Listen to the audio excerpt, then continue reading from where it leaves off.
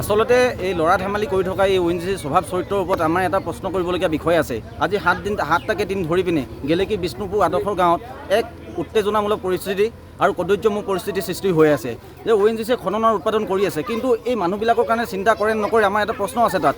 কাৰণ তেওঁলোকে ইয়াত খনন আৰু উৎপাদনহে কৰিছে, জীৱকুলৰ প্ৰতি তেওঁলোকৰ কোনো চিন্তা নাই, তেওঁলোকৰ কোনো তাত দায়িত্ব নাই। শীত-তাপ নিয়ন্ত্ৰিত কোঠাত বহি থাকি কিছুমান উচ্চপদস্থ বিষয়া তেওঁলোকে এই পৰিৱেশৰ বুজ ল'বলৈ এতিয়ালৈকে আহিবলৈ তেওঁলোকৰ সময় নাই। তেওঁলোকক কেৱল মাত্ৰ সেই AC কোঠালিত বহি থাকি AC গাড়ীত আহি পিনি কেৱল মাত্ৰ খবৰ লৈ থকাই দেখা গৈছে।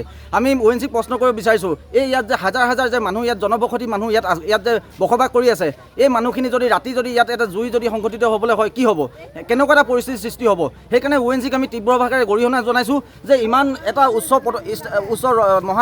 মহাৰত্ন এটা প্ৰতিষ্ঠান হয়, তেওঁলোকৰ কি ইয়াত উচ্চ পদস্থ বিষয়বিলাক ভালকৈ তেওঁলোকৰ ইমান এটা অভিজ্ঞ সম্পন্ন ব্যক্তি তেওঁলোকে ৰখা নাই নেকি? এনেকুৱা এটা পৰিস্থিতিত তেওঁলোকে কিয় ঠেলি দিব বিচাৰিছে? সেইকাৰণে ONGCক আমি বাৰে আমি তীব্ৰভাৱে গৰিহণা আৰু ধিক্কাৰ জনাই ক'ব বিচাৰিছোঁ, এই ঘটনা যদি অতি শীঘ্ৰে যদি সমাধান নহয় তেতিয়াহ'লে ONGC ইয়াত সমূহ যিমান উৎপাদন খনন কৰা যিমানবিলাক ইয়াত কাৰখানা আছে, যিমানবিলাক ইয়াত ৰিগ আছে, যিমানবিলাক তেওঁলোকৰ গাড়ী চলাচল কৰি আছে, সম্পূৰ্ণ আমি বন্ধ কৰিবলৈ বাধ্য হ'ম। আৰু এই ক্ষেত্ৰত সম্পূৰ্ণ ONGC জগৰীয়া হ'ব আৰু এই গাঁৱৰ পৰা আৰম্ভ হ'ব ONGC খেদা কিন্তু প্ৰক্ৰিয়া।